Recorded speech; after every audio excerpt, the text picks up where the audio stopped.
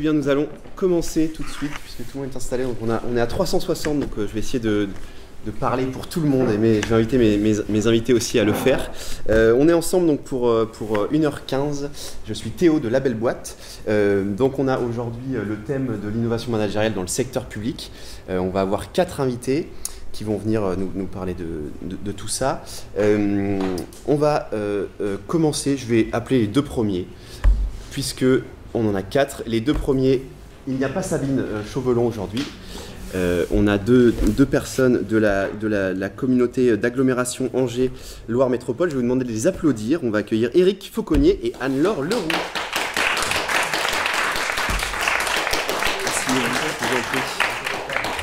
Prenez place. Donc c'est le premier bar au monde qui ne sert pas à boire. C'est regrettable. Pas à boire. Faites attention avec les... Voilà, faut pas trop reculer, sinon on peut tomber en arrière aussi. C'est très dangereux. Et donc merci d'être avec nous, Éric et Anne-Laure. Ouais, c'est pas facile de parler à tout le monde, il faut parler fort. D'accord. Et puis normalement ça devrait le faire.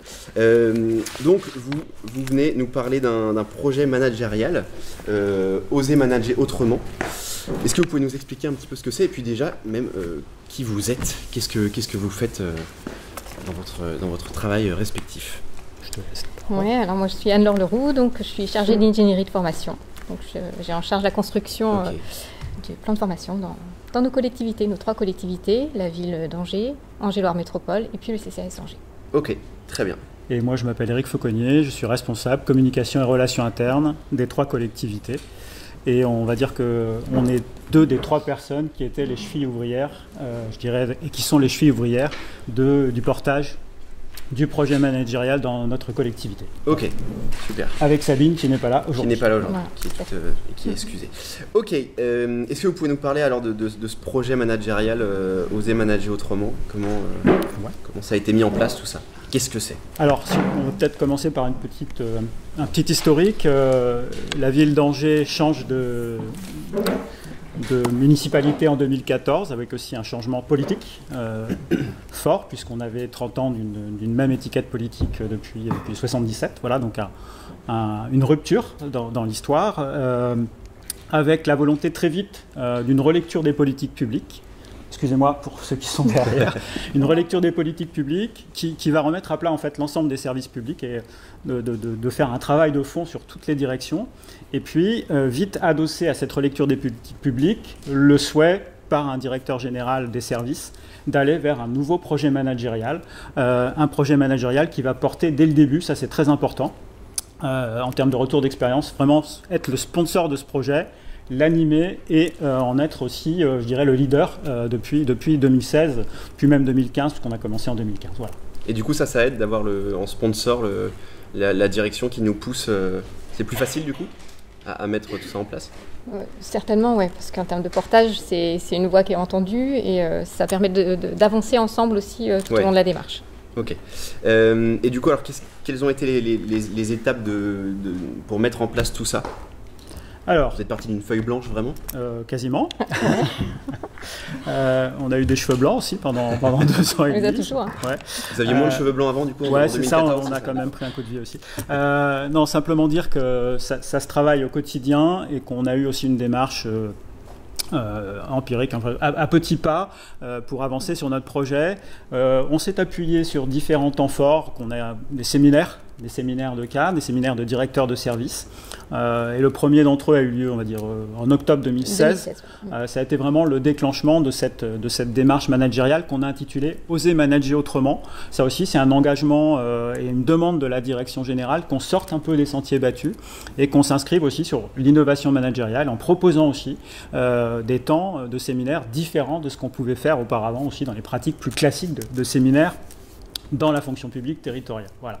Donc on commence en 2016 par un premier séminaire, on va dire, qui a un peu décollé la pulpe du fond, hein, c'est-à-dire le monde bouge, le service public doit bouger, et nous, en tant qu'agents du service public, on doit aussi se mettre en mouvement. Et donc là, un message, on va dire, aux 300, 400 cadres de direction pour être aussi dans la dynamique. À titre d'exemple, peut-être que vous le connaissez, on avait fait venir Philippe de Sertine, qui souvent sur la 5, sur les émissions, voilà, qui est quelqu'un qui a aussi une vision globale du monde et qui nous a aussi parlé un petit peu de comment le monde changeait et comment on devait, nous, derrière, aussi nous adapter avec nos pratiques de service public. Voilà.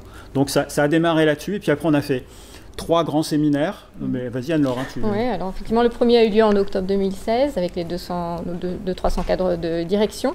On en a fait un second en mai pour interroger nos pratiques managériales, quel management on veut demain, pour conduire tous les changements auxquels on allait devoir faire face. Un troisième séminaire en décembre 2017. Voilà, là, à nouveau avec les 200 cadres de direction. Et après est venue l'intention d'élargir vraiment notre public et de plutôt contaminer les 600 cadres de nos collectivités. Et même tous les agents. Voilà. Même tous les agents. Voilà. L'idée de cercle concentrique, d'élargir les champs. Pour y aller aussi progressivement. Voilà. On peut peut-être dire aussi que sur cette période-là, on a établi justement avec l'ensemble des cadres un référentiel managérial qui nous a servi aussi de formalisation de ce qu'on avait pu vivre et produire collectivement au sein des différents séminaires, mais aussi des ateliers qui ont suivi les séminaires. Il n'y a eu pas que des séminaires, il y a eu aussi une continuité de l'action. Et ce projet managérial, il nous sert aussi de trame aujourd'hui pour qu'il soit décliné, qu'il soit approprié progressivement par de plus en plus de collègues en interne, au-delà des cadres pour aller, on va dire, sur notre projet de fin de mandat sur l'ensemble de la population. Voilà. L'intention était effectivement d'avoir quelque chose qui nous permette de partager l'ensemble des projets à conduire par la collectivité, mais aussi de travailler sur notre identité managériale, sur nos valeurs, nos principes d'action et les rôles managériaux qu'on attendait pour demain. Et comment vous avez fait pour les premiers séminaires? Est-ce que vous êtes arrivé en créant des séminaires en disant juste à tous les cadres, on ne sait pas ce qu'on veut faire, mais on veut innover? Ou est-ce que vous aviez, vous, des pistes? Ou est-ce que c'est vraiment parti de tous les cadres, les idées, quoi? Est-ce que les idées sont sorties de ces séminaires-là, vraiment? Alors, il y avait un objectif qui était aussi la co-construction dès le départ. Dans nos engagements collectifs, c'était qu'on ne faisait pas tout seul à 3-4 d'un service ressources, mais que vraiment on s'appuyait sur les envies, les compétences aussi et les savoirs des uns et des autres, et que dès le premier séminaire, il y a eu des ateliers qui étaient basés sur des innovations managériales, sur comment on peut faire autrement, plein de choses pratiques. C'était pas que de la théorie, et on a fait très attention à ça. C'est aussi peut-être un retour d'expérience à vous faire partager, c'est ne pas être hors sol, c'est-à-dire être en phase avec les attentes des managers qui sont parfois sur des attentes très terrain, comment je dois animer mon équipe, comment je dois mieux travailler. Concret, quoi. Ils veulent voilà. vraiment du concret. Donc on a fait attention à ça, à envoyer de la théorie, à faire venir des intervenants différents, et puis aussi à être dans le besoin concret des managers au quotidien sur le terrain. Et donc c'est comme ça que ça s'est construit finalement. À l'issue du premier séminaire, il y a eu des ateliers avec des groupes de travail sur des thématiques, et puis ensuite ça a enchaîné sur le deuxième séminaire, où on a fait aussi travailler ces ateliers pour préparer le deuxième séminaire. Et puis vous voyez, après ça prend avec une certaine dynamique collective, et le séminaire du printemps 2017 a été assez réussi, parce que justement, finalement, nous on n'a rien fait, c'est les autres qui ont fait, qui ont animé toute la journée, et dès le matin à 7h30, il y avait plein de gens qui étaient présents pour préparer la journée, et ça c'était un signal et un signe pour nous fort, en disant il s'était passé quelque chose sur ce deuxième séminaire, et puis sur le troisième aussi. Enfin, voilà, on a constitué quelque chose de dynamique, et puis ça perdure. On va peut-être après dire aussi quelles sont les difficultés de maintenir le soufflet au plus haut tout le temps, mais en tout cas voilà, il s'est passé quelque chose en interne, et je dirais que peut-être pour aller vers si on veut respecter notre temps de parole. Le temps fort, c'est notre semaine managériale qu'on a proposée en décembre 2018, où là on a osé une semaine complète autour de l'innovation managériale, avec, je dirais, un programme d'une semaine, avec plein d'offres, des ateliers courts, des conférences, enfin un peu ce que vous faites finalement ici sous une autre forme, avec des intervenants externes, mais aussi des intervenants internes qui ont valorisé les propres initiatives, projets internes aussi. L'idée, c'était vraiment de montrer qu'on était aussi, à Angers, on était bon, mais qu'on avait aussi besoin de s'améliorer dans certains domaines. Et puis, l'idée d'élargir le cercle, là, on parlait des 600 cadres, et là, sur cette semaine-là, on a aussi ouvert certains ateliers. On a par exemple créé 4 séances de défis autour de l'innovation du service public sur des thématiques qu'on a identifiées aussi en co-construction interne. Et là, on a fait participer des agents de catégorie C dans différents domaines pour que les groupes soient aussi représentatifs de notre collectivité. Et ça a été une très très belle réussite. On a eu à peu près 1000 participations sur la semaine. semaine, avec une majorité de cadres, bien sûr, mais aussi près de 300-400 collègues de catégorie C qui sont venus à certains moments sur cette semaine. Voilà. Ok. Et du coup, vous parliez de la méthode des petits pas, dans le sens où il faut du concret, etc. Ouais. Alors, qu'est-ce qui ressort de tout ça? Quelles ont été les innovations pour les managers concrètes, pour eux, qui sont ressorties de tous ces séminaires, de toute cette semaine que vous avez organisée? Alors voilà, c'était en décembre dernier, donc c'est relativement récent. Donc il y a des choses, voilà, il y a des choses qui se mettent en place progressivement. Ce qu'on peut constater comme effet des différents séminaires, c'est nous on fait des petits pas, mais tous les managers font des petits pas. Donc il y a des petites choses qui changent en termes d'animation de réunion, en termes d'utilisation de nouveaux outils, en termes de mobilisation des équipes pour co-construire un certain nombre de projets de service. Voilà, il y a des choses quand même qui se mettent en place. Ok. Est-ce que vous avez des exemples concrets ou pas encore? Ou est-ce que c'est vraiment comme... Par exemple, on a une collègue qui est responsable de service qui va animer sa réunion hebdo. Bon, d'abord, elle fait une réunion hebdo avec son équipe, c'est le premier point. Okay. Et ensuite, elle utilise la facilitation graphique, qui n'était pas du tout un outil qu'elle connaissait auparavant. Elle a eu une initiation, elle a eu une formation, et depuis, elle anime et sa réunion et son compte-rendu de réunion avec une équipe qui adhère, bien entendu. Ça ne marche pas que dans un sens, hein, c'est aussi partager des nouveaux supports. Voilà, elle anime, c'est une collègue qui est au CCS, hein, pour ne pas la citer, et qui bosse avec son équipe une fois par semaine avec un compte rendu, voilà, et quelque chose de très carré, mais en même temps sous une forme innovante. Et ça, elle a intégré ça au cours alors c'est très concret, mais en même temps c'est pratique et pour elle ça marche. Voilà. Ok. Un exemple parmi d'autres. Alors du coup, pour reprendre un peu la base, c'était quoi le contexte de votre organisation avant 2014 et avant de mettre tout ça? Est-ce qu'il y avait quand même des petites innovations par-ci par-là, ou est-ce que vraiment on n'en parlait pas du tout et c'est vraiment en 2014 qu'il y a eu ce gros changement, puis en 2016, etc. Alors, on fait tous les deux partie des gens qui étaient là avant, donc on ne va pas renier notre passé, parce qu'on bossait bien aussi avant, enfin je veux dire, voilà, c'est aussi une réalité. Il y a eu une commande forte. Je pense qu'on l'a ressenti comme vraiment, peut-être la question du sponsoring ou du portage par la direction générale s'est affirmée, ce qu'on n'avait pas forcément avant. Voilà, c'est peut-être la nuance, elle est peut-être là-dessus. Bien sûr qu'avant, on avait des domaines d'excellence, on a eu des prix nationaux dans certains domaines, voilà.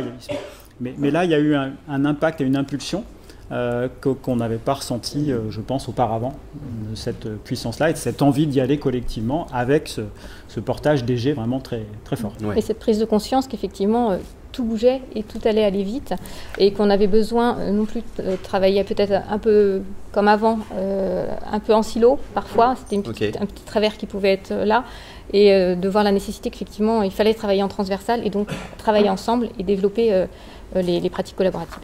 Ouais. Et vous avez senti de l'engouement en fait, enfin, c'est ce qui ressort un peu de... Alors l'engouement c'est peut-être exagéré, voilà. En tout cas une adhésion de la plupart de nos cadres à ce projet. Et puis comme disait Anne-Laure, le fait est qu'on sait bien qu'on a besoin de changer collectivement, que ce n'est pas qu'une impulsion qui vient du haut en disant il faut changer. Non, on sait bien que voilà, la société change, l'environnement change et que ça va très très vite. Et que finalement, le changement permanent, on le vit aussi tous les jours. Voilà, donc c'est comment nous, en tant que cadres territoriaux dans tout ça, on se dote des bons outils pour, je dirais, accompagner ce changement et puis le faire de façon la plus humaine possible en accompagnant nos équipes. C'était aussi un challenge qu'on a toujours, hein, c'est pas fini bien entendu, et on est là-dessus. Et c'est pour ça que je faisais le lien entre le concret du terrain, du manager qui a son équipe, et puis un peu de théorie managériale qui fait aussi du bien à tout le monde de temps en temps pour élever le débat, quoi. Voilà. D'accord, ouais, ok. On va accueillir notre troisième invité qui va venir s'inviter à notre comptoir, à notre Rex. C'est la directrice générale adjointe de la ville de Nantes et de Nantes Métropole. Je vous demande de l'applaudir, Flore Talouerne. Même chose, attention à ne pas trop reculer avec le siège.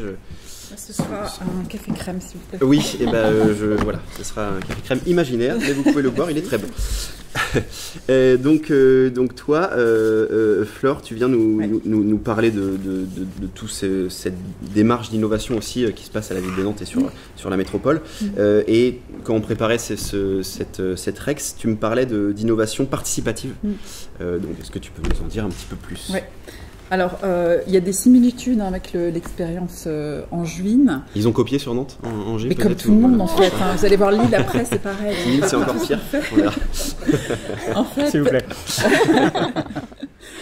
En fait, effectivement, c'est aussi à l'occasion du nouveau mandat hein, que nous, on a été... il y a eu une commande du politique de nous dire mettez quelque chose en œuvre en termes d'innovation interne. Il n'y avait rien sur ce plan-là à l'époque. Et donc, moi, je me suis saisie de cette opportunité par curiosité, par appétence, hein, donc, mais il n'y avait rien, quoi. C'est-à-dire que c'était pour le coup la feuille blanche, totalement blanche, pas le début d'un euro de budget, pas le début d'un ETP ou d'un demi-ETP pour faire quoi que ce soit. Donc c'était assez vertigineux au départ. Voilà. Et puis au final, bon, bah, ça s'est su parce que nous on a une habitude de fonctionnement par plan d'action, par politique publique et par plan d'action. Donc quand les personnes ont su qu'il y avait un nouveau plan d'action innovation interne, certains sont venus me voir en me disant moi ça m'intéresse de participer à cette réflexion, etc. Ce qui fait que j'ai constitué au départ un petit groupe de 8 personnes, hein, avec à la fois des gens de la métropole, des gens de la ville, des fonctionnels, des opérationnels. Et, sur la base du volontariat ou c'est toi qui as essayé les... Certains sont venus, d'autres je suis allée les chercher, et puis il y a eu une forme de cooptation en se disant bon tiens, ce serait bien que... Voilà. D'accord. Et on est parti là-dessus, on a fait très vite, on a associé aussi un certain nombre de collègues à l'occasion de 2 séminaires pour construire ce qu'on voulait en faire. On s'est très vite dit, bon, bah, l'innovation chez nous, c'est quelque chose de très... un concept, on va le prendre dans son acception la plus large, c'est-à-dire qu'on n'a pas dit on ne va pas attendre des révolutions technologiques, mais on veut aussi des petites idées qui vont améliorer une manière de travailler, etc. C'est de l'innovation managériale, mais pas que. Hein, c'est vraiment, ça peut être aussi de l'innovation servicielle. Et surtout, on s'est dit, voilà, pourquoi innover? Parce que innover, il y a des gens qui s'est fait peur d'innover, hein, parce que finalement, on change des choses, donc c'est pas toujours confortable. Donc si on doit innover, c'est pour 3 objectifs. D'abord, renforcer la pertinence du service public, c'est-à-dire qu'on soit toujours dans le bon service attendu par les usagers à tel ou tel temps. La pertinence, l'efficience, évidemment. Comme on a moins de ressources, il faut qu'on soit de plus en plus efficient. Donc si on peut faire des choses avec le même niveau de satisfaction, mais que ça coûte moins cher, il ne faut surtout pas s'en priver.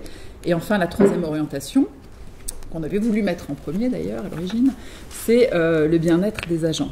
Voilà, c'est se dire, il peut y avoir des innovations qui vont justement améliorer les manières de travailler, hein, l'innovation managériale en fait partie, et puis d'autre part, quand on va dire aux agents que chacun d'entre eux est en capacité de proposer des idées pour améliorer notre fonctionnement, notre organisation et nos services, ça peut participer de remotiver les troupes, quoi. Donc ça, ce sont nos 3 grands objectifs. Et puis, on a aussi un objectif socle qui est d'accroître la culture de l'innovation et de la créativité dans nos 2 maisons.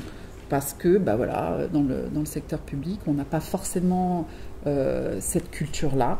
Je disais quand on a préparé le REX que qui dit innovation dit prise de risque, forcément.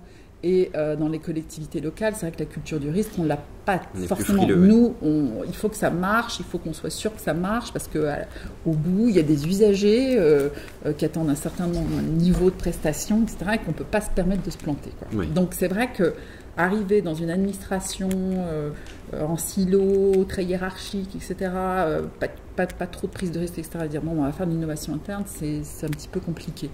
Donc la culture de l'innovation, on y consacre beaucoup, beaucoup de temps, comme vous le faites, c'est-à-dire qu'on organise des conférences, des ateliers, des séances de sensibilisation, etc., pour montrer aux gens comment on peut travailler différemment, réfléchir différemment.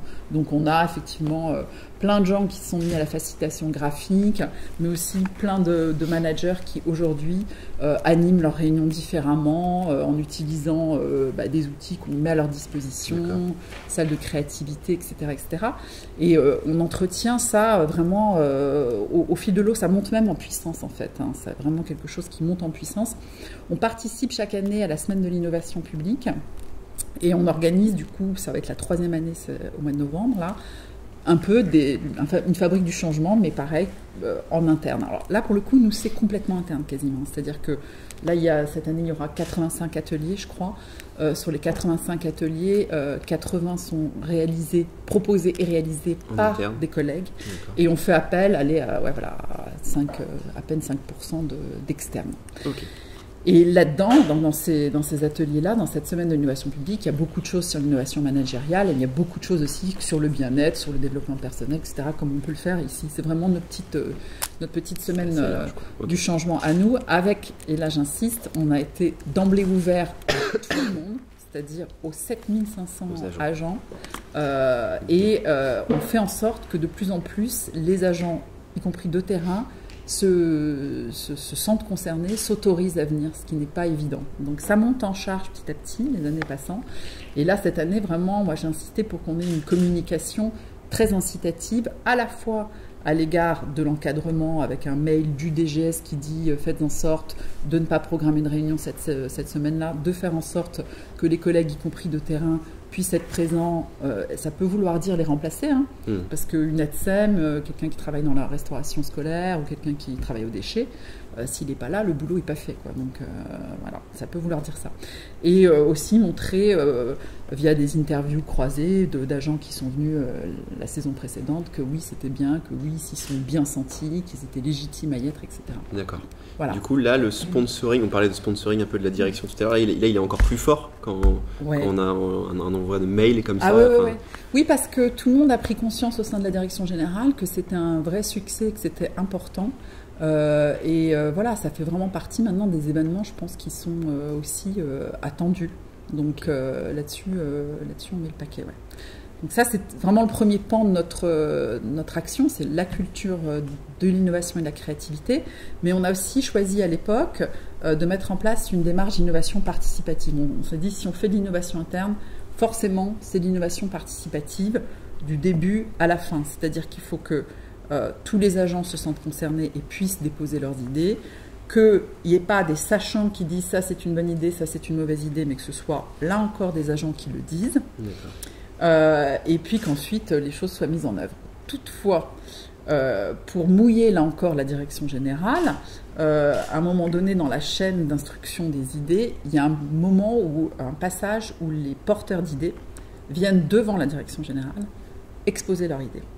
Ils ont déjà passé un certain nombre d'étapes avant. D'accord. Et là, quand ils arrivent dans la direction générale, en règle générale, dit oui, effectivement, il faut y aller. Et il y en a un d'entre nous qui se porte sponsor de l'idée et qui dit je ferai en sorte d'emmener cette idée jusqu'à sa réalisation. C'est vraiment l'idée, c'était là que la démarche d'innovation participative soit là encore reconnue par la direction générale, que ce soit valorisant, parce qu'un agent qui a déposé un jour une idée et qui, 3 ou 4 mois après, se retrouve devant le CODIR à présenter cette idée, pour lui, c'est un peu flippant, mais quand même valorisant. Et surtout, de dire, bah voilà, chacun d'entre nous doit se mouiller à un moment donné. Et c'est assez sympa, parce qu'il y a des idées où parfois, les gens se battraient presque pour dire, ah oui, celle-ci, moi je la veux, quoi. Une fois, j'ai en tête une idée qui était vraiment superbe. Et à la fois ma collègue directrice générale à la culture et mon collègue de l'espace public voulaient s'approprier. Non, disons, l'emmener au bout, quoi. Ouais. Et au final, cette idée n'aura pas de mise en œuvre concrète parce qu'en réalité, il s'est avéré que c'était beaucoup plus compliqué qu'on imaginait. Et voilà, c'était une belle idée, mais... sur le papier, quoi. Sur papier, ouais. En vrai, c'était pas si génial que ça. Quelles sont les idées qui ont été au bout ? Est-ce qu'il y a des choses concrètes on a des choses qui sont de nature très diverse. Hein. On a des choses qui paraissent toutes simples. Par exemple, le collègue qui travaille dans le développement économique et qui rencontre beaucoup d'entreprises tous les jours et puis qui explique que à chaque fois, on lui donne une carte de visite et que de plus en plus, les entreprises ont un QR code. C'est super pratique parce qu'il flash et hop, il a les coordonnées de son interlocuteur qui rentrent directement dans le smartphone. Donc il dit, mais moi j'aimerais bien aussi avoir mon QR code. Donc évidemment, idée hyper simple, a priori pas coûteuse, allons-y, quoi. Donc elle a été très vite validée. Après, ce qui a été compliqué, c'est moi qui devais être sponsor, je crois, c'est de faire en sorte que les services qui s'occupent de nos cartes de visite veuillent bien intégrer ce changement. Oui. Et là, ça a été épique quand même. Hein. Il a fallu vraiment se battre pour qu'in fine, ils arrivent à dire, bon, ok, on va le faire. Et ça, pourquoi c'est juste parce que le changement fait peur un changement d'habitude, parce que c'est un service qui ne fait pas que ça, et je pense que les cartes de visite, c'est vraiment le cadet de leurs soucis, quoi. C'est vraiment le truc qu'ils font parce qu'ils sont obligés de le faire, mais c'est peut-être pas très valorisant comme tâche. Et bon, se dire, allez, on va changer pour ça, bof, quoi. Ouais. Voilà, donc il nous disait, c'est pas possible techniquement, etc. etc. Et heureusement, j'avais avec moi un collègue qui est dans la démarche depuis l'origine et qui est un vrai geek et qui a fait, bon bah si, vous voyez, là c'est possible, avec tel machin, tel... Et du coup, vous avez été où? On est allé au bout, mais ça n'a pas été simple. Donc ça, c'est une petite anecdote. On a des choses beaucoup plus lourdes et qui, pour le coup, parfois, peuvent prendre énormément de temps et qui font aussi qu'on va peut-être changer dans la durée notre manière de faire. C'est un collègue un jour qui disait on devrait se doter de drones. La collectivité devrait se doter de drones parce que c'est vraiment un outil hyper intéressant pour tout un tas de missions qu'on peut avoir. Aujourd'hui, les services qui en ont besoin font appel à l'externe lorsqu'ils ont ce besoin, justement, alors que ce serait beaucoup plus intéressant que nous, on en acquiert, qu'on se dote de cette expertise, et puis on pourrait avoir des usages qu'on n'a pas aujourd'hui et qui seraient super intéressants pour la collectivité. Donc son idée, évidemment, a fait son chemin. Tout le monde a dit, bah oui, a priori, c'est une bonne idée. Si ce n'est que pour véritablement se lancer, il y avait quand même un coût. Hein, on n'est plus sur la carte de visite. Voilà. Là, ça veut dire des acquisitions, des collègues qui, du coup, se forment à ça, donc ça devient objectif, etc. Donc, il a fallu qu'il instruise son idée, et ça a été long. Et là, pour le coup, ça nous interroge. Donc, in fine, son idée est validée par la direction générale et on devrait la mettre en œuvre. Mais ça veut dire que ce collègue, pendant quelques mois, a dû créer un petit groupe de travail, qui a réfléchi à tous les aspects du problème, économique, juridique, etc., formation, avant de pouvoir proposer quelque chose et permettre un véritable arbitrage. Donc là, ça nous amène à se dire, bon, il faut qu'on s'organise autrement. Pour un certain nombre d'idées qui vont être proposées, il va falloir doter les personnes porteuses, ou d'autres, on ne sait pas encore, d'un temps dédié à cette instruction. Alors c'est pas comment on appelle ça, c'est pas de l'intrapreneuriat proprement parlé, parce que le collègue qui a proposé cette idée va pas demain piloter les drones a priori, hein. Mais en même temps, c'est quelqu'un qui tenait à cette idée-là, qui est vraiment féru de cette thématique et qui avait à cœur de pouvoir l'instruire jusqu'au bout. Et donc à un moment donné, il faut aussi reconnaître qu'il lui faut du temps. Et in fine, que c'est lui qui a porté ça, quoi. Voilà. Alors là, on est sur des idées qui sortent de l'ordinaire avec les drones, les QR codes. Est-ce qu'il y a aussi des choses, des idées qui sont sorties, mais pour la vie de tous les jours, pour le management des équipes, sur la vie de tous les jours, je ne sais pas, par rapport à l'organisation des réunions, des choses comme ça, des choses plus de terrain, entre guillemets. Il n'y a pas tellement d'idées qui sont postées sur l'innovation managériale, en fait. Hein. C'est plus large que ça, quoi. Ouais, c'est beaucoup plus large. Il y a vraiment beaucoup d'idées qui sont postées sur la transition écologique et le fait qu'on devienne une collectivité, enfin qu'on soit une collectivité exemplaire en la matière. Donc ça, il y en a énormément. Et c'est très révélateur. Et ce qui fait qu'à un moment donné, il y avait une idée justement qui avait été postée pour dire qu'il faudrait qu'on ait des règles de bonne conduite en termes de transition, etc. en interne. Bon. Au moment de l'instruction, moi, j'ai basculé sur autre chose. J'ai dit à la personne qui portait le projet, je dis, mais en fait, il faudrait qu'on ait un réseau interne de personnes qui portent cette question-là au quotidien dans la vie de tous les jours des services. Donc on a fini par mettre ça en place, ça s'appelle le réseau des éco-activateurs. Et de fait, ça répond à une vraie attente. On a plein de collègues qui portent cette question-là et pour qui il y a des choses que l'on fait qui sont aberrantes, quoi. Donc je sais pas, je vous cite par exemple l'histoire des gobelets. On a des fontaines à eau un peu partout, avec des gobelets en plastique. Et il y a plein de collègues qui disent, mais comment se fait-il qu'on a encore des gobelets en plastique dans notre boutique ? Voilà. Et donc, une des premières actions de ce réseau, ça a été de dire, on arrête avec les gobelets en plastique, quoi. Donc là, de fait, déjà à la mairie, il n'y a plus un seul gobelet en plastique. Très bien. Et ça va suivre ensuite à peu près dans tous les sites. Et plein d'idées comme ça. Voilà. Donc au quotidien, ça va vraiment changer quelque chose. Et ce qui est sympa dans ces démarches-là, c'est quand finalement il se passe des trucs qu'on n'avait pas anticipés. Moi, ce que j'ai en particulier apprécié, c'est le jour où on a mis en place le forum de l'innovation où les gens déposaient leurs idées. C'est que ça, comme c'est un forum, on peut commenter, voilà. Et ça a créé des discussions. Donc il y a un fil il y a l'idée, puis après il y a le fil de discussion des personnes qui commentent l'idée, qui disent ah mais oui, mais ça pourrait être bien, et tu pourrais en plus imaginer que, etc., etc. Comme j'ai aussi en responsabilité la communication interne, en communication interne, on laisse évidemment la possibilité aux gens de s'exprimer, par exemple sur l'intranet, dès qu'il y a un article qui est posté, les gens peuvent commenter. Personne ne commente. Personne ne commente jamais rien, quasiment. Et là, sur le forum, d'un seul coup, la parole se libère, les échanges, très simple, toujours dans la bienveillance, sauf que rare exception. Donc ça, c'était un effet positif vraiment hyper intéressant. Un autre qui est très sympa aussi, c'était pour diffuser justement, parce que j'ai omis de dire que parmi les 7500 agents titulaires des 2 collectivités, la moitié sont ce qu'on appelle nomades ou non connectés, c'est-à-dire qu'ils n'ont pas un ordinateur tous les jours devant eux. Donc pour les sensibiliser à cette question-là, c'est compliqué. Donc on avait dit, il nous faut un réseau d'ambassadeurs de l'innovation interne, et il faut qu'il y en ait partout dans toutes les directions. Et il y a un département qui s'appelle le département du bâti, où les 2 collègues qui étaient ambassadeurs se sont dit non mais à nous 2 on ne va jamais arriver, et donc ils ont recruté autour d'eux des consuls de l'innovation interne. Et un jour on a découvert ça, on a dit ah ben nous on a des consuls, donc il y en a un dans la salle là. Ah ben on a mis en place des consuls, et donc avec les ambassadeurs, les consuls, ils ont organisé des temps terrain avec les agents du département du bâti pour faire remonter des idées qui ensuite ont été instruites par leur direction, et certaines ont été mises en place je pense, d'autres ont été orientées soit vers les RH, soit vers les finances ou la compta quand ça les concerne, quoi. Donc là c'est pareil, c'est quelque chose qu'on n'avait pas anticipé, qui s'est fait spontanément, et c'est génial. Et sur le réseau des éco-activateurs aussi, il y a des initiatives qui sont prises, qui ne sont pas du tout cadrées. Un jour, un matin, j'allais prendre l'ascenseur, il y avait une superbe affiche, je ne sais plus quel était le slogan.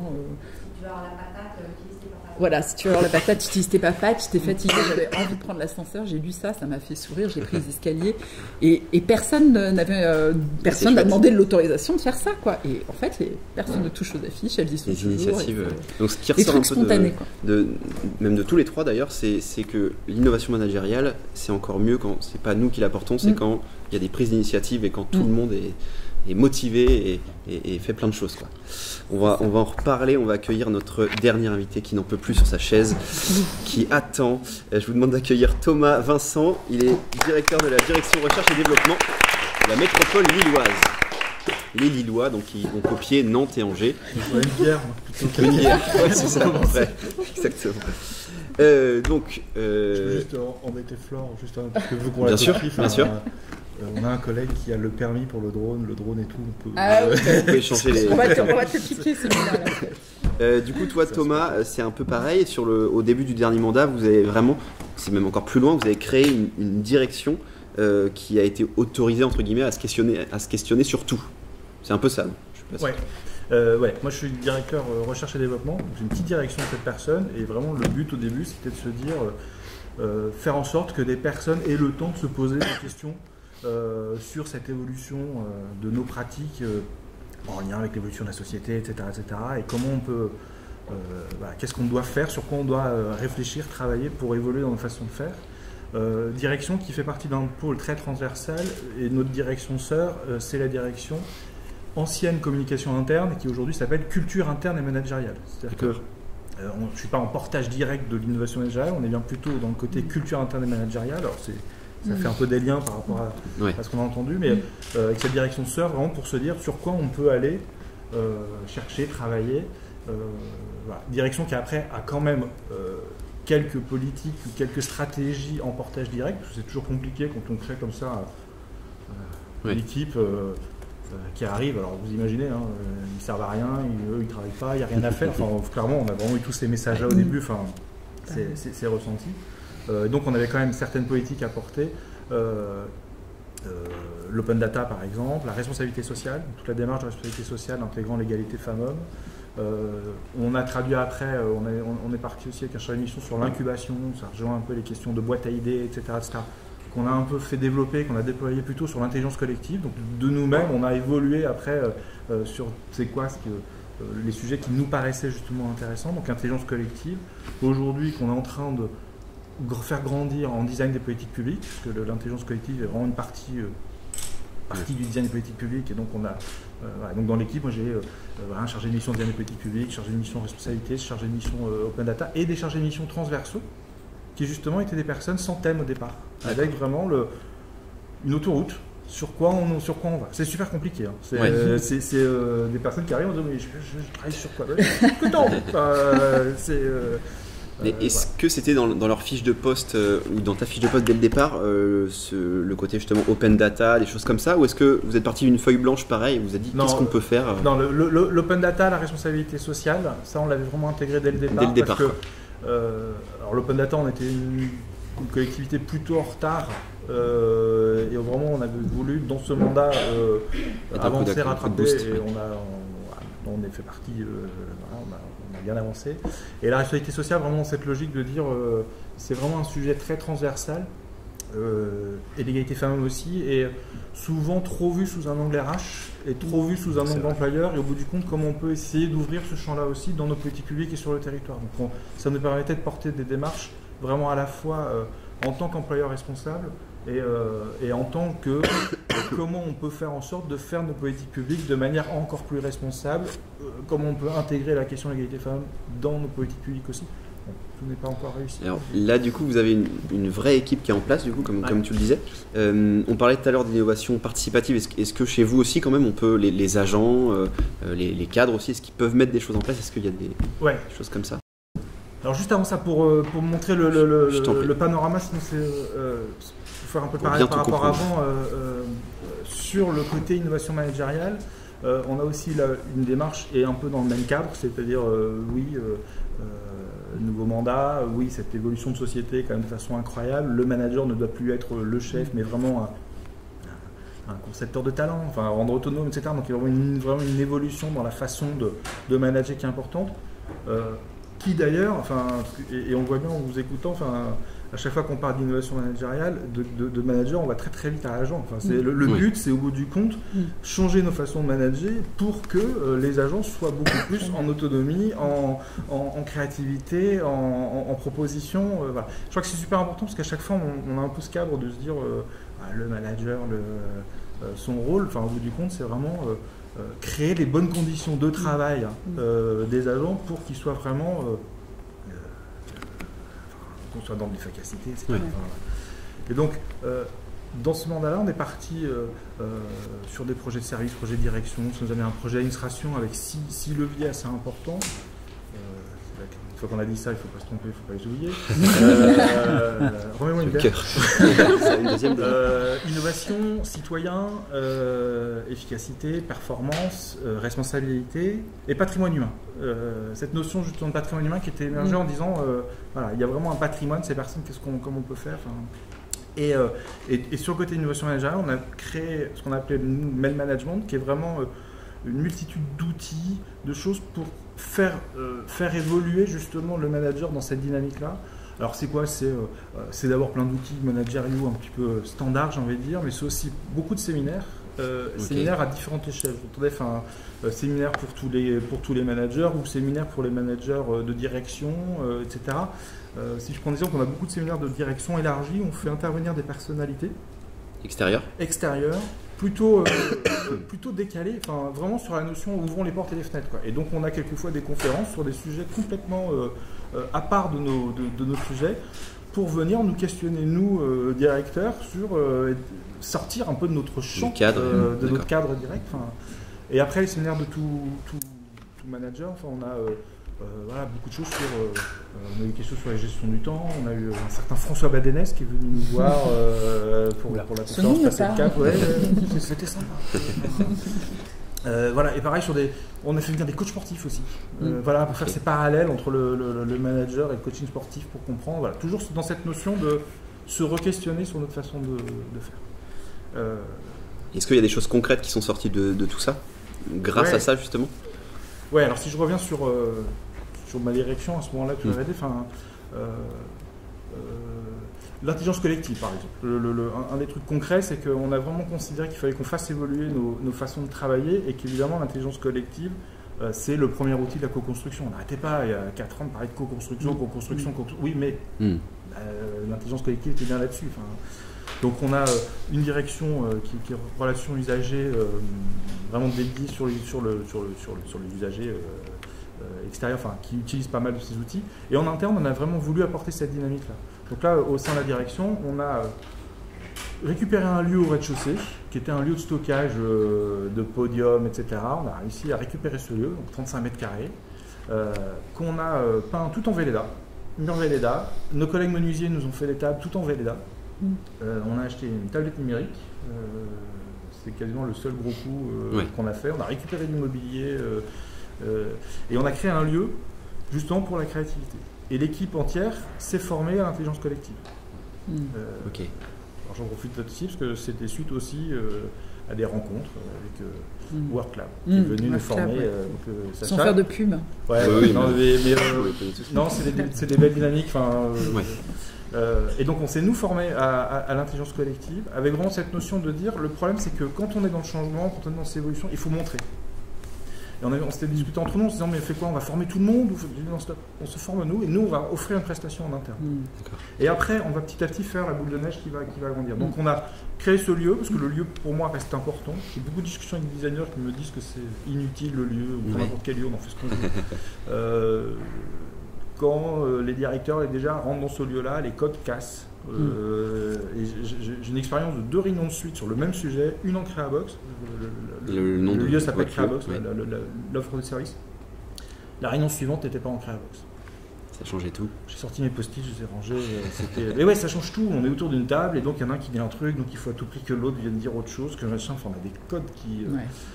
Et donc nous, on s'est formé donc à l'intelligence collective. On fait ces prestations de soit d'aider à monter des ateliers pour les collègues, soit de faire nous-mêmes la facilitation quand besoin.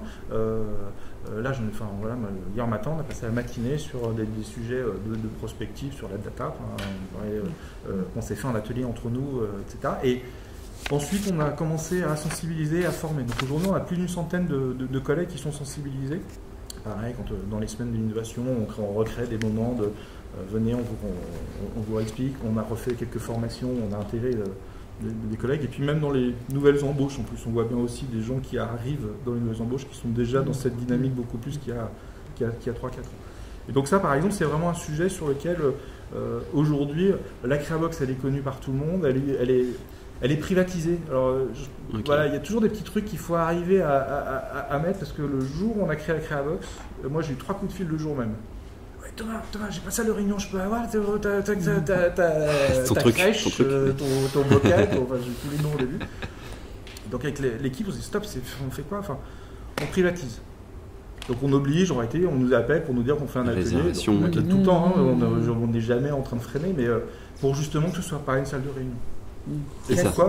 De toute façon, on a eu aussi le protocole qui s'appelle de salle de réunion qui nous a appelé en disant donc on l'intègre dans notre offre. Non, ça reste. Ouais, c'est ça. Il faut que ça reste.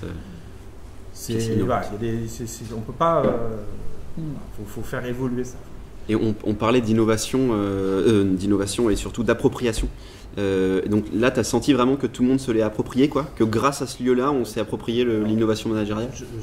Jamais tout le monde. Mais aujourd'hui, on est plutôt assez content parce que globalement, elle est utilisée à quasiment 2 tiers de temps. On a 75% de nos directions qui sont venues, alors au moins une fois. Alors certaines y viennent beaucoup, d'autres non. Très souvent, moi je passe et je vois des équipes qui travaillent sans être passées par nous, parce que maintenant, voilà, les gens ils le font eux-mêmes.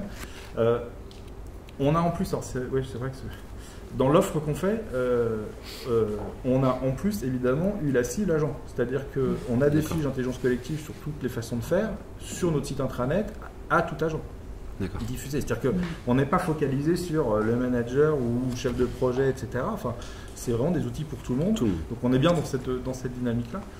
Donc oui, aujourd'hui ça prend, et je suis même plutôt assez content, ça prend même très bien, parce qu'un de nos plus gros projets de métropole à venir dans très, très peu de temps, c'est qu'on va déménager de site. On change de site et on arrive dans un tout nouveau bâtiment qui est en fin de construction. Et au bout du compte, on va avoir au niveau un peu tout agent de Créabox de la taille de ce qu'on a aujourd'hui, et surtout on va créer une Créabox à chacun des étages. Alors pas une Créabox aussi grande, une plus petite, pour justement, on a en partie centrale du plateau des salles de réunion, et une qui va être une Créabox, pour justement permettre tout de suite de se dire, bah tiens, on va se faire une réunion un peu créa rapide, etc. Et on peut aller dans celui-là. Et j'ai pas eu besoin de le demander. Enfin, ça a été intégré. C'est intégré parce qu'on est dans cette accélération. Alors après, en autre petit exemple où vous êtes allé assez loin, on en parlait au téléphone, tu me parlais des visites sur le camp des 1000 du côté d'Aix-en-Provence. C'était un détail, mais je passe du coq à l'âne. Mais c'était, enfin, parce que je vois l'heure qui passe, le temps qui passe. Et ouais, c'est un tout autre sujet. C'est que dans l'innovation managériale, on est en effet tout le temps en train de parler de ces évolutions de faire, voilà, du BIP, etc., qui sont juste super importantes et primordiales pour avancer. Enfin, mais on reste aussi quand même des collectivités, on reste quand même des administrations, on a quand même des responsabilités. Enfin, et on a mis en place alors là c'est tout agent, c'est pas que manager. Enfin, on a mis en place une formation avec le camp des 1000. Alors le camp des 1000, c'est à côté d'Aix-en-Provence, c'est un ancien centre de concentration, presque concentration, qui existait à l'époque de la France libre. Donc on était dans un secteur et au bout du compte il y a eu pas mal de juifs allemands par exemple qui sont revenus là et qui étaient renvoyés après dans les camps de concentration. Et il y a toute une étude, il y a des scientifiques en plus sur place qui font toute la recherche autour de ça, afin de se dire mais quel comportement au bout du compte on avait, quelle éthique avait la fonction publique à l'époque. Voilà, des scènes où le préfet en demandait beaucoup plus que ce que demandaient les Allemands. Enfin, voilà, pour la petite histoire, les Allemands voulaient un train avec je ne sais plus 100 personnes, le directeur qui était plutôt très humain arrivait à en mettre que 80 parce que l'un était malade donc ne pouvait pas, l'autre avait fait ci, enfin donc il avait trouvé des astuces par rapport aux demandes allemandes, et le préfet arrive fait comment ça, ils en demandent des 100, il faut remettre les 20. Et ça vient nous questionner aussi sur notre rôle, nous aujourd'hui, de fonction publique, le droit de désobéissance de l'agent au manager. Enfin, quand on est dans l'innovation, on a aussi ça. C'est-à-dire et au bout du compte, on met en place des formations où, par équipe de 20, les collègues partent 3 jours sur place avec la visite du site, très, très, très prégnant, et ensuite toute une formation sur l'éthique, l'alignement. C'est-à-dire on est tous des agents publics, mais on est tous des citoyens aussi. Voilà. Donc, quand on reprend nos valeurs dont je parlais au début, de citoyen, patrimoine humain, voilà, cet alignement, et quel est au bout du compte notre rôle. C'est intéressant, c'est-à-dire que l'innovation managériale, ce n'est pas que, en effet, l'évolution de nos pratiques, de faire, c'est aussi venir se poser ces questions-là. Et derrière le camp des 1000, il y a vraiment ces questions de comment on est arrivé, leur réflexion, leurs études, c'est comment on est arrivé au bout du compte à la Shoah, etc. Dans quel contexte. Donc ils ont toute une logique de 4 étapes en disant il y a un terreau sensible, à chaque fois on est parti de périodes de crise, etc. Donc des extrémistes qui sont montés mais qu'on a laissé monter, etc. Et donc ça, on en revient en se reposant aussi des questions sur notre rôle, qu'on soit manager ou bien ou juste agent. Et c'est lui, François Bademès, qui est venu. On parlait de tout à l'heure, voilà. C'était un peu en retard, mais c'est pas grave, vous pouvez. Du coup, alors tu parlais d'éthique et de notre rôle en tant que collectivité. Et tout à l'heure, on parlait du fait qu'on fait des innovations managériales, finalement pour les agents. Mais justement, alors je pose la question à tout le monde, est-ce que le but aussi, la finalité, c'est pas les usagers? Est-ce qu'on fait pas tout ça pour les usagers? C'est juste évident. On est tous complètement dans cette... Mais est-ce que ça veut dire que dans la réflexion de base, dès qu'on innove, est-ce qu'on doit se dire c'est pour les usagers ou c'est plus compliqué que ça, plus complexe?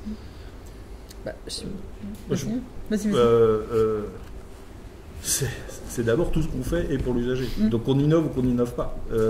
Après, on ne regarde plus du tout l'usager comme on pouvait le regarder il y a 10 ans. C'était plutôt un utilisateur, j'ai envie de dire, et aujourd'hui vraiment c'est une partie prenante. Alors on parle des design, design des politiques publiques qui sont complètement dans cette dynamique-là. Nous, on est en pleine phase de fin de transfo aussi avec la 27e région, qui est un sujet aussi intéressant en termes d'innovation globale. Comment intégrer justement le design des politiques publiques dans nos méthodes de travail, comment faire. Mais c'est quelque chose qui doit complètement rentrer dans notre ADN, avec cette difficulté permanente que la place justement de l'usager, elle évolue complètement, Voilà. Et on en parlait juste aussi avant, maintenant il y a la place d'usager, puis il y a aussi la place de l'ensemble de tous ces nouveaux services qui arrivent, qui justement sont des acteurs nouveaux, qui eux sont directement en relation avec l'usager. Où avant, nous, on avait cette relation avec des gros opérateurs, et en gros, je tire le fil un peu fort, mais on choisissait pour, et aujourd'hui, on ne doit plus choisir, et on doit même travailler avec des partenaires qui arrivent, qui sont des porteurs aussi de services publics, avec qui on doit trouver des partenariats. Et donc, on doit innover dans une façon. Par exemple, sur la question de l'innovation, elle passe aussi par l'usager, et on se développe beaucoup les budgets participatifs en ce moment, et on voit la formidable créativité des usagers qui viennent aussi eux-mêmes créer ou proposer des services, qui soient des petits ou des grands services publics, mais en tout cas, c'est quelque chose qui marche formidablement bien, qui impacte aussi nos services, parce que du coup, l'idée, elle ne vient pas des services, et ça modifie aussi le rapport au portage de projets. Ça, on le vit tous. Mais en même temps, ça rajeunit aussi, parce que le regard de l'usager n'est pas forcément le même au même moment que celui des techniciens, des élus, et on a cette troisième voie qui, je pense, à Nantes, à Lille et à Angers, se développe énormément, avec beaucoup de succès. Nous, c'est une première édition l'année dernière du budget participatif, c'était incroyable, des chiffres assez phénoménaux pour notre collectivité. Et ça aussi, on parlait de design de service public, mais c'est aussi comment l'usager, même si on ne le sollicite pas, finalement, il va prendre sa place dans le service public, et comment il peut le faire aussi évoluer à son niveau. C'est super intéressant aussi en termes de démocratie, puisque là on touche à des mots, démocratie participative, démocratie locale, où on donne une vraie place à l'usager, dans un cadre bien défini, bien sûr, avec un budget, une enveloppe dédiée, etc. Ok. Alors là, on était sur le positif depuis le début. J'ai envie d'aller un peu dans le négatif, ou en tout cas, de savoir. C'est pour la ville de Nantes. Quels sont les freins? En fait, je vous entends tous parler de. Tu le disais tout à l'heure, Thomas, qu'est-ce que vous faites? On peut avoir ces retours-là. On a souvent aussi le frein, c'est nous, on n'a pas le temps de faire ça. Voilà. Est-ce que c'est des freins qui existent? Est-ce que tout ça, c'est réel? Et comment on fait pour dépasser tout ça? Je pense qu'on l'a tous vécu. Oui, quand on arrive en disant on va parler innovation, on va parler créativité, innovation managériale, etc. Il y a de l'enthousiasme, je dirais même qu'il y a majoritairement de l'enthousiasme, surtout quand on y goûte. En règle générale, les personnes qui ont une expérience après en redemandent. En revanche, il y a toujours effectivement des gens qu'il faudra convaincre encore. Alors, parfois, on peut faire ça, mais quand c'est effectivement dans le top management, c'est gênant parce que ça bloque, quoi. Donc il faut faire preuve de vraiment, je dirais, d'acharnement ou de pugnacité, mais en tout cas, c'est vrai que j'ai plein d'exemples pour lesquels il a fallu qu'on se batte, mais vraiment, je dirais, je parle de ta box créative, c'est ça? Créabox. Nous, on a notre salle de créativité. Je raconte souvent qu'effectivement, il m'a fallu 9 mois pour obtenir un arbitrage favorable pour la mettre en place. 9 mois, ça m'a paru une éternité, et je me suis jamais découragée, mais une fois qu'elle a fait la preuve de son efficacité, il m'a fallu 30 secondes pour obtenir la deuxième. Donc voilà. C'est une barrière à casser la première fois, en fait, finalement. Mais j'ai toujours eu, j'ai longtemps eu des retours du style attention, est-ce que c'est pas une démarche qui est un peu hors sol, est-ce que c'est pas un gadget, est-ce que ceci, est-ce que cela. Et je pense qu'effectivement, il faut vraiment faire la preuve. Là, on est dans la période tous plutôt de bilan de mandat. Et donc, on a fait récemment le bilan de l'innovation, et en particulier l'innovation interne. Et les retours sont positifs, donc y compris du Codige. Donc, mais c'est vraiment, il faut y croire, quoi. Il faut vraiment y croire, et surtout ne pas se décourager. Évidemment, complètement. Dans l'innovation, il y a une chose qui est difficile, c'est qu'on peut prouver en le faisant. Et donc, quand on a une idée, etc., et même nous, quand on a des idées au départ, on n'est pas non plus complètement convaincus, etc. Et donc, un des trucs les plus difficiles, c'est d'arriver à faire pour justement prouver. Très bon exemple, une fois que ça existe, boum, ça marche, et derrière, on déploie. Et ça, c'est un premier frein. un autre frein, alors plutôt côté pas managérial obligatoirement, mais tout agent, enfin, on en parlait une fois, enfin, c'est l'empowerment. J'écoutais Flore sur les projets, enfin, des idées de projets, des machins, les collègues en ont, et après, quand on a envie de leur dire, mais vas-y, on va t'accompagner, on dit, ah oui, mais tu crois que, ah oui, mais voilà, enfin, pareil, quand on est.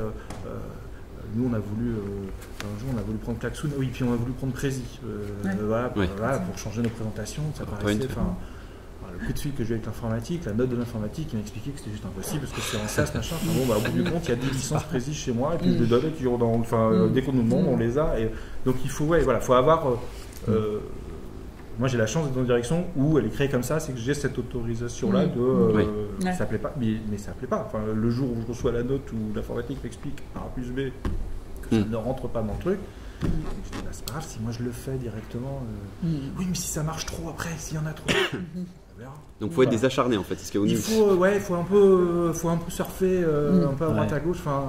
On parlait simplement, c'était pour faire le lien, on parlait de prendre son bâton de pèlerin aussi et d'aller vendre notre sauce entre guillemets auprès des services, que ce soit de l'innovation ou de l'offre de formation managériale, etc. On sent bien que c'est ce qu'on incarne aussi en tant que porteur des projets qui va faire peut-être le petit déclic ou la différence.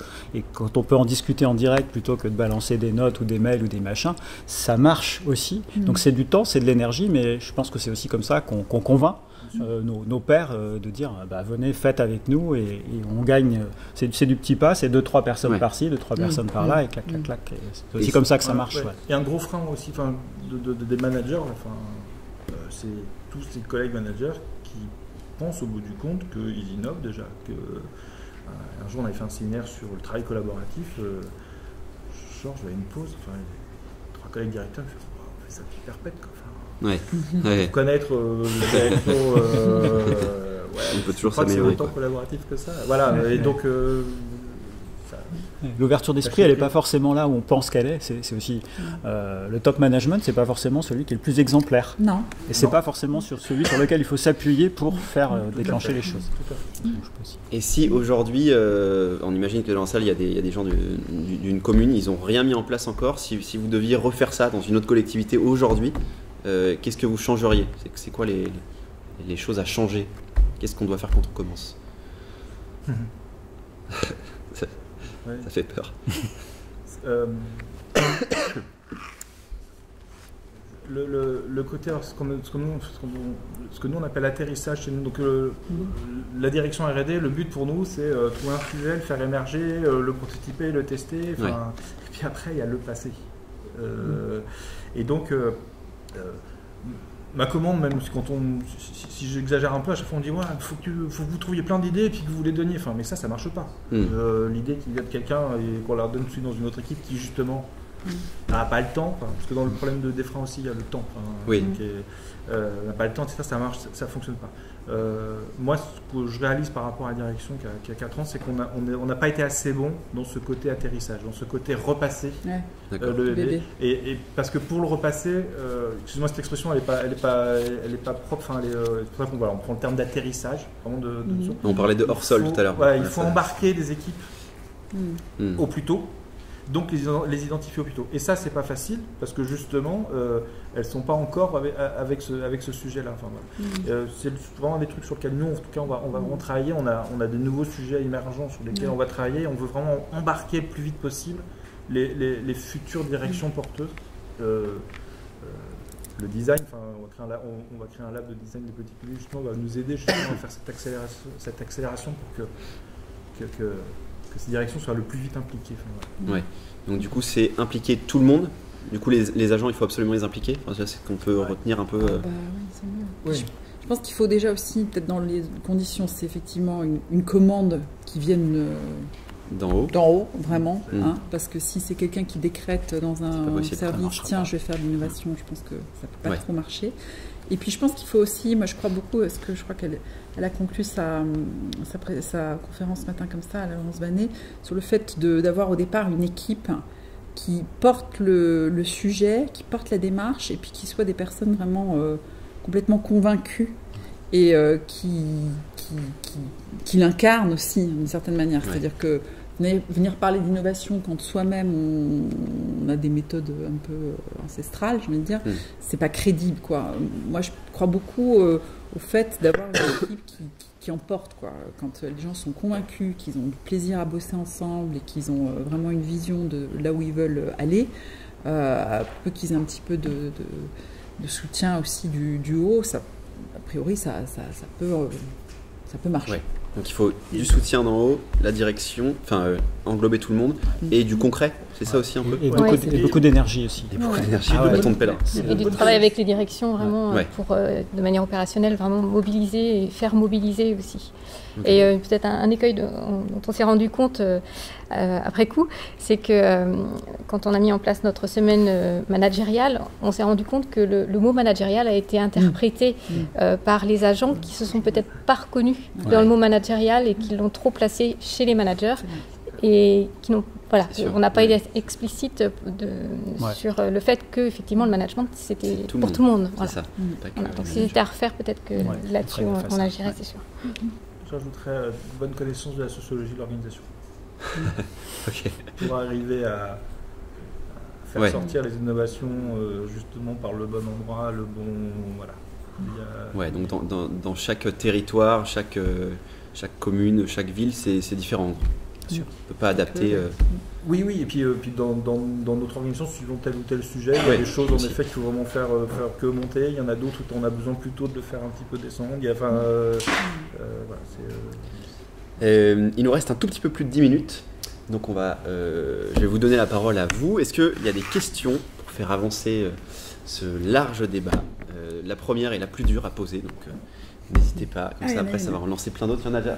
Parfait. Allez, je me lance. Bon, je suis de la Caisse primaire d'assurance maladie d'Angers. Et j'ai d'ailleurs adressé en priorité aux Angevins, mais c'est valable pour vous quatre également. Nous, on a engagé depuis 5 ans, sous l'impulsion de la direction, une refonte complète de nos postures et nos pratiques managériales. Et quand je dis complète, on ne partait pas de rien, mais cette fois-ci, on cassait tout ce qui existait pour remplacer par ce qui est quand même actuel, innovation managériale, posture, etc. Et il y a chez les collègues des freins énormes, des réticences, voire pire, à vouloir changer leur pratique.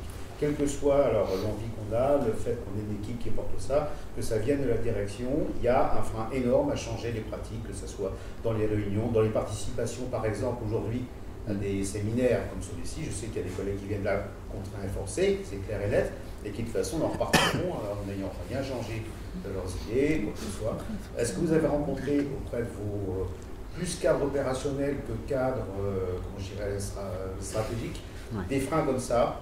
Je pense que ça va dans votre nouveau projet que vous avez mis en place là. Et comment vous avez réagi? Est-ce que vous êtes arrivé, vous pensez, à éliminer un peu tous ces freins-là?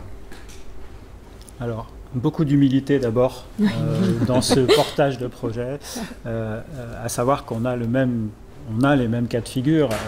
Ça existe bien entendu. On n'est pas à 100% de l'effectif qui part et qui applaudit, est super.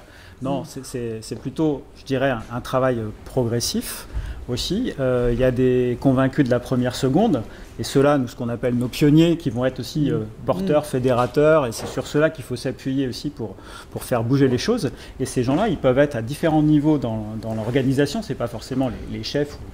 Au contraire, c'est souvent des gens qui sont identifiés pour d'autres raisons. Et petit à petit, on gagne, on convainc. Je me souviens d'un collègue qui, à l'issue de la semaine, n'avait participé à rien. Et par les échos qu'il en a eu des autres, il nous a envoyé un mail à tous les trois avec Sabine en nous disant je regrette de ne pas être venu parce que finalement ce qu'on m'en a dit et ce qui s'est passé pendant cette semaine, c'était pas ce que j'imaginais. À quelqu'un qui avait de l'amertume, qui n'était pas bien dans son poste, etc.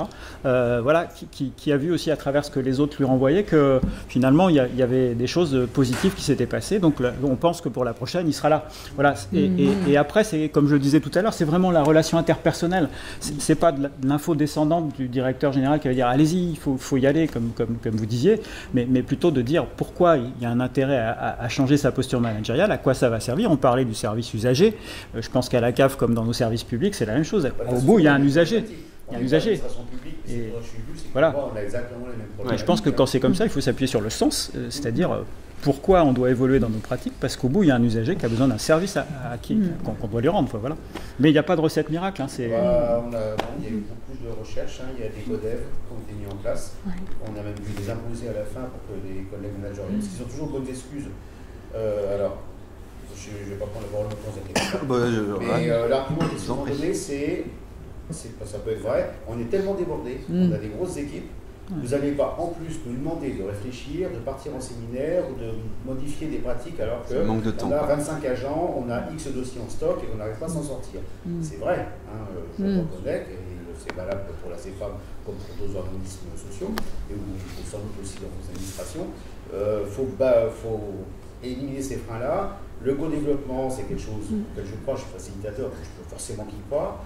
On a vu des collègues évoluer en participant, mais il y a toujours des gens qui viennent parce que de toute façon on l'a imposé 5 fois par an. Alors ça c'est une décision de direction. Sinon, du coup, je sais quoi, à peine la moitié des managers opérationnels, donc c'est un choix à faire aussi. Mais qui viennent, mais qui finalement, qu'on ne va pas entendre durant la séance de 2 heures de codev, et même en se sollicitant. Cela, je crois qu'il y a un moment où on peut peut-être aussi se dire, on va passer... On va faire 100, vous disiez à un moment, peut-être faire 100, monter sur des gens à côté. Dommage pour leurs équipes aussi. Bien sûr. Mais alors, du coup, là, je reviens sur le frein que vous avez évoqué, du manque de temps. On n'a peut-être pas assez parlé, mais alors qu'est-ce qu'on répond à ça aux managers qui nous disent « mais moi, j'ai pas le temps du tout, quoi. Qu'est-ce que... Vous avez le temps, c'est votre boulot, vous faites ça toute la journée, mais moi, j'ai pas le temps. » J'ai un métier, moi, monsieur. J'ai un métier, exactement. Non, mais le métier, toutes les personnes qui sont en situation de management d'équipe, elles ont une obligation, j'allais dire, de formation continue. Ça s'apprend, ça se réinvente, ça se réinitie. Parfois, ça fait du bien aussi de revenir sur des fondamentaux. Donc voilà, c'est pas du temps en plus, c'est un temps de formation qu'on doit s'accorder pour rester aussi performant. Et on ne manage plus aujourd'hui comme on manageait hier, donc il faut juste se sensibiliser à ça. Ça ne veut pas dire non plus passer, je sais pas moi, 10 jours par an en formation. Ça peut être des petites choses comme ça. Nous, on fait beaucoup de choses. Alors, ça peut être controversé aussi, sur le temps de midi. Donc, c'est pas du temps de travail. C'est fait par des agents volontaires, on appelle ça les heures créatives. C'est fait par des agents volontaires sur le temps de midi pour d'autres agents volontaires. D'accord. Donc là, effectivement, ils viennent avec leur sandwich. Ils passent 1 heure, 1 heure et demie, je crois. Et ils ressortent, ils ont été sensibilisés à une technique, une manière d'animer une réunion, etc., etc. Je pense que le temps, c'est pas forcément un argument. C'est-à-dire que quand on a une envie, une appétence, et la prise de conscience qu'effectivement il faut évoluer et continuer à se former, on y va. Après, ça dénote plus je sais pas, peut-être un mal-être, effectivement. Et là, c'est peut-être sur d'autres choses qu'il faut travailler, effectivement, sur l'organisation du travail, sur l'organisation des services, que sais-je. Il y avait une autre question, je crois. Peut-être une question, un petit témoignage. D'abord, je ne suis pas en admiration pour les changemakers que vous êtes, parce que dans le service public en particulier, c'est pas une sinécure. C'est plus difficile. Moi, je pense qu'il faut beaucoup de ténacité, beaucoup de pédagogie et donner du temps au temps. Il n'y aura pas de grand soir à la conduite du changement, ça n'existe pas. Donc bien sûr qu'on est résistance, moi ça fait 15 ans que je fais ce métier, je peux dire j'en ai bouffé de la résistance, quand on parlait d'entreprise collaborative il y a 10 ans, on était un peu là ça va un peu mieux, la prise de conscience est là, mais ça prend encore du temps. Par contre je pense que dans le public en particulier, on perd beaucoup trop d'énergie à essayer de convaincre les hyper résistants, au détriment des gens qui ont envie d'y aller, qui ne disent pas grand chose, mais qui n'ont qu'une envie, c'est qu'il y ait des changemakers et suffisamment d'actions, de formation, d'occasions comme ça. On peut réussir à ne pas être content de vivre un séminaire machin, mais t'en as aussi qui seront de toute façon jamais contents. Donc c'est ce que j'appelle moi les jamais contents. Je vais laisser le vieux con. Et de grâce, ne perdez pas trop d'énergie à essayer de convaincre ces 10%, c'est la statistique, c'est 10% d'assistants. 20-30% de gens qui ont envie d'y aller et qui attendent des signaux positifs et notamment aussi un soutien fort et sensible et symbolique des équipes de direction. Et puis le reste, 70%, qui attendent de compter un peu les points, de voir où ça va, et puis qui se posent légitimement des questions. Pourquoi faut-il donner du sens au changement? Donc voilà, perdez pas trop de temps en tout cas, soyez tenaces et puis pédagogue, et puis c'est par l'exemple, par l'expérience, par l'expérimentation aussi qu'on marque des points. une fois qu'ils ont vécu des temps collectifs un peu différents, il n'y a pas de retour en arrière. C'est-à-dire fini de s'emmerder en réunion, fini. Et le gros paradoxe, et ça je l'entends moi particulièrement en France, le côté j'ai pas le temps, je suis débordé, c'est plus possible. Moi j'ai plus facilement rendez-vous avec un commissaire européen danois qu'avec un sous-fifre du département, on explique quand même. Je cite le département comme n'importe quelle collectivité, mais on s'implique beaucoup en France, et c'est vrai de toutes les grosses structures publiques comme privées, derrière le côté j'ai pas le temps. Mais on prend pas le temps par contre de se remettre pour travailler.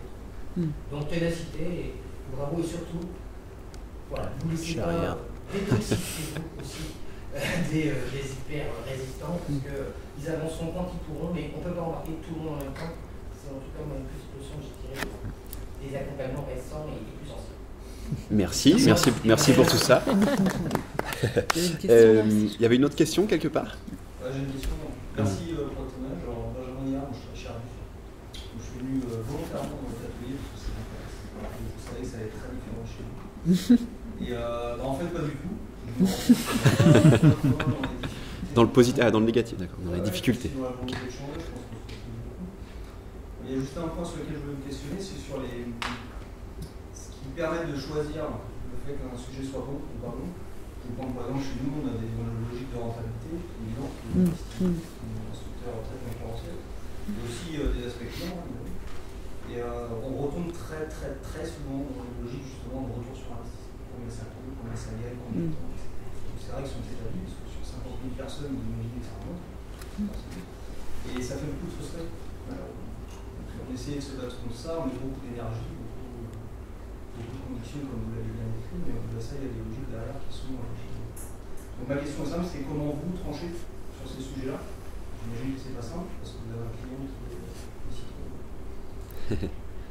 Alors, j'ai malheureusement pas trop le problème de budget, dans le sens où j'en ai très peu. Moi, ça règle.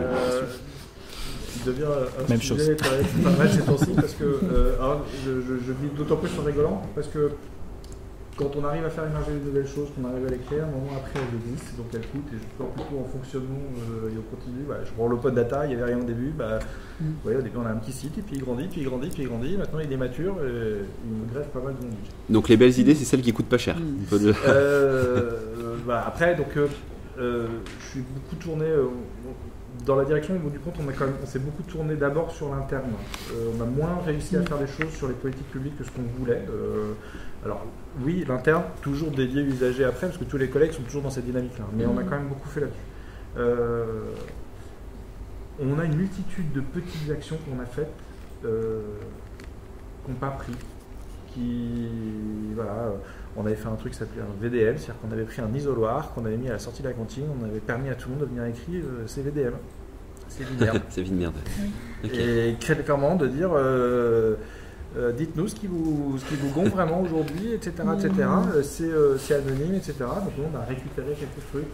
Ça n'a pas autant marché que ça, parce que vraiment il y avait je fais un parallèle d'ailleurs, parce que on est une direction très transversale, donc au niveau de la direction générale, donc on a un bon sponsor, on a une bonne impulsion, mais on peut aussi être pris à l'inverse, comme donc ils vont nous fliquer, donc machin. Donc il y a aussi la personne qu'on est, ou l'équipe, etc., de bien être en capacité de faire des choses de ce genre-là. Donc ça, par exemple, ça n'a pas marché, donc des actions comme ça, on en a fait. En revanche, là, on en a une autre actuellement qui commence à prendre, et là, c'est compliqué, parce que la première fois, il y a peu de monde, la deuxième, un peu plus. Et qu'est-ce qu'on fait? On se fait des matinales pitch, on prend un matin, et on va dans la cafette, parce on avait une cafette avant, qu'on a toujours, mais qu'on ouvre maintenant toute la journée, qui devient donc un lieu de travail, de réunion, etc., ce qui ne se faisait pas du tout avant, et ça, aujourd'hui, c'est notre lieu. Un matin, on se prend dans la cafette, on fait venir plein de collègues qui viennent pitcher leur projet en live pour partager. La première fois, il y avait 10-12 personnes autour de la table, dont 5-6 copains. Et la deuxième fois un peu plus, et la fois dernière, on est monté à 40 ou 45 personnes et on n'avait pas appelé les copains. Voilà, donc c'est en train de prendre. Et ça rejoint ce qu'on disait juste avant. En fait, il faut le faire, même si et en fait ça prend de l'ampleur petit à petit. Il y a ça aussi, quoi. C'est la vraie question derrière. Le pitch au début. Vas-y, juste peut-être un petit peu l'exemple du drone. Ça me parle un peu forcément.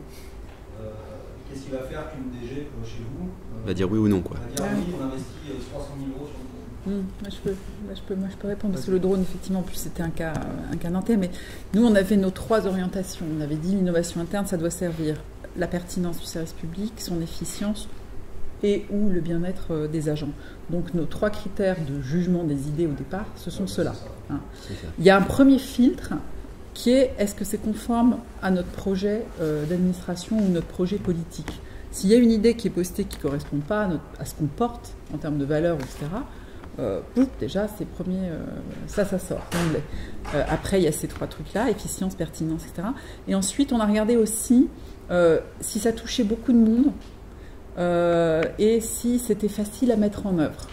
Et ensuite, comme notre système était un petit peu lourd quand même, quand on voyait des idées postées sur le forum et qu'on voyait qu'elles étaient de grand bon sens et qu'elles ne demandaient pas grand-chose pour être mises en œuvre, on les mettait, mais direct, sans aucune validation préalable de qui que ce soit, quoi, si ce n'est la nôtre. Mais voilà, je pense qu'il faut que ça serve quelque chose. C'est normal que chez Airbus, vous ayez une nécessité de retour sur investissement, mais nous, quand on parle d'efficience du service public, c'est pareil. Hein. Nous, le drone, c'est une idée qui a été émergée de la direction SIG. Donc des collègues qui font à la fois toute la gestion des plans, l'information géographique, les relevés topos sur place, etc. On a une multitude de photos aériennes dans l'histoire, et on a aussi eu dans le temps pas mal de campagnes photo via avion, donc quand cette idée a émergé, elle venait vraiment plutôt du métier, donc elle était assez vite acceptée et comprise. Vous êtes capable de dire comment coûter les prestations sur le alors là, comme ça, moi non. Mais bien sûr qu'on sait. Ouais. Et surtout de tout ce qu'on peut en faire derrière. Moi aujourd'hui, je vais parler du nouveau siège. Évidemment, le drone, il va au-dessus du chantier tous les 15 jours se faire un passage normé, exactement. Donc on a un SketchUp qui nous remonte exactement étape par étape comment ça avance. Voilà, donc on est vraiment derrière sur des sujets de com aussi derrière et de projets qui donc vont nous aider aussi dans notre accompagnement au changement, dans nos évolutions. Tout ça se rapporte. Et surtout, on a plein de projets de territoire, donc on construit aussi plein de choses partout. Donc on peut venir dans reprendre des photos de tous ces sites. Et on a aussi 59 sites sur le territoire. Donc c'est aussi une façon d'aller regarder comment la pré-maintenance aussi. Voilà. Mais c'est clair que c'est quand même un peu du pressenti au départ. C'est pas de l'activité. Ouais. Très bien.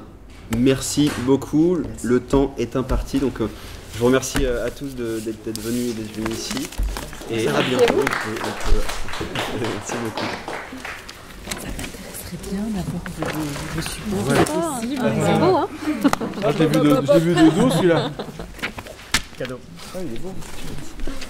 Ça c'était la semaine de décembre. Et la semaine de management. C'était complètement en interne.